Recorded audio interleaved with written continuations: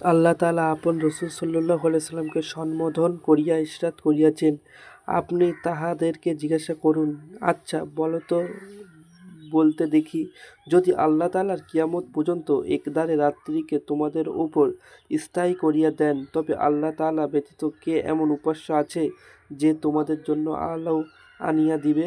তোমরা কি শুনিতে পাও না?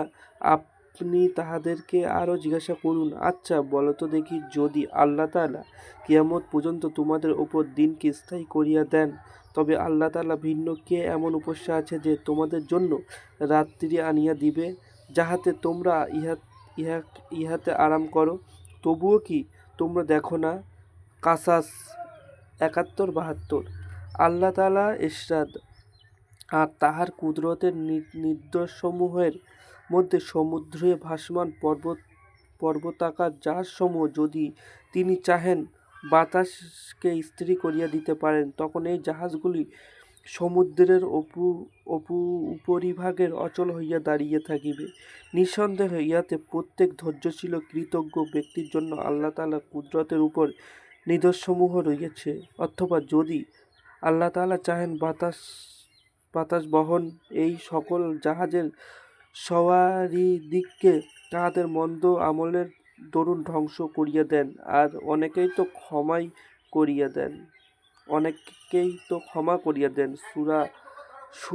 সূরা ৩২-৩৪। আল্লাহ তাআলার ইরশাদ, এবং আমি দাউদ আলাইহিস সালামকে আমার পক্ষ হইতে বড় নিয়ামত দান করিয়াছিলাম। সুতরাং আমি পর্বতসমূহকে হুকুমে দিয়েছিলাম যে, দাউদ আলাইহিস সালামের সহিত মিলিয়া তাসবিহ আদায় করো, এবং পাখিসমূহেও একই নির্দেশ দিয়েছিলাম। আর আমি তাহার জন্য লৌহকে মোমের মতো নরম করিয়া দিয়েছিলাম। সাবা ১০। আল্লাহ তাআলা ইরশাদ, আর আমি কানুহের দুষ্কৃতির কারণে তাহাকে তাহার অট্টালিকা সহ জমিনে ধসাইয়া দিলাম। অতঃপর আল্লাহ তাআলার আযাব হইতে তাহাকে বাঁচাইবার জন্য কোন দলই দাঁড়াইল না, আর যে নিজেও নিজের রক্ষা করিতে পারে নাই। কাসাস ৮১।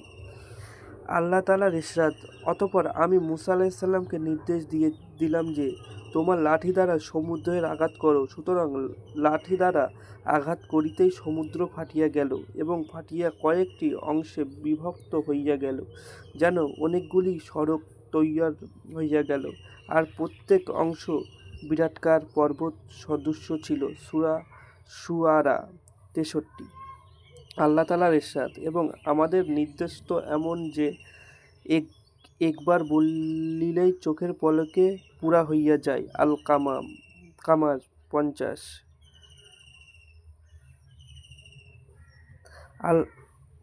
আল্লাহ তাআলা ইরশাদ, স্মরণ রাখিও, সৃষ্টি করা তাহারই কাজ, আর তাহারই হুকুম কার্য। আরাফ ৫৪। আল্লাহ তাআলার ইরশাদ, প্রত্যেক নবী আসিয়া তাহার কওমকে একই দাওয়াত দিয়েছে যে, আল্লাহ তাআলার ইবাদত করো, আর তিনি ব্যতীত কোন সত্তা ইবাদতের উপযুক্ত নহে। আল আরাফ ৫৯। আল্লাহ তাআলা ইরশাদ, এই পবিত্র সত্তার গুণাবলী এত অধিক যে, সমগ্র জগতের যত বিষয় রহিয়াছে, যদি ইহা দ্বারা কলম তৈয়ার করা হয়, আর এই যে সমুদ্র রয়েছে, ইহা ব্যতীত আরও এইরূপ ৭টি সমুদ্র এই সমস্ত কলমের জন্য কালিরূপে ব্যবহার করা হয়, এবং অতঃপর এই কলম ও কালিসমূহ দ্বারা আল্লাহ তাআলার গুণাবলী লিখিতে আরম্ভ করা হয়, তবে সমস্ত কলম ও কালি নিঃশেষ হইয়া যাইবে, কিন্তু আল্লাহ তাআলার গুণাবলীর বর্ণনা শেষ হইবে না। নিঃসন্দেহে আল্লাহ তাআলা প্রবল পরাক্রম প্রজ্ঞাময়। লোকমান ২৭। আল্লাহ তাআলা রাসূল সাল্লাল্লাহু আলাইহি ওয়াসাল্লাম সম্বোধন করিয়া ইরশাদ করিয়াছেন, আপনি বলিয়া দিন আমাদের উপর যে কোন বিপদ আপদই আসিবে, ইহা আল্লাহ তাআলার হুকুমে আসিয়া থাকিবে। তিনি আমাদের মালিক, সুতরাং এই বিপদের মধ্যে আমাদের জন্য কোন কল্যাণ নিহিত থাকিবে, আর মুসলমানদের জন্য উচিত হইল যে শুধু আল্লাহ তাআলার উপর ভরসা করে। তাওবা ৫১। আল্লাহ তাআলার ইরশাদ, আর আল্লাহ তাআলা যদি তোমাদের কোনো কষ্টের নিবৃত্ত করেন, তবে তিনি ছাড়া ইহা মোচনকারী কেহ নাই।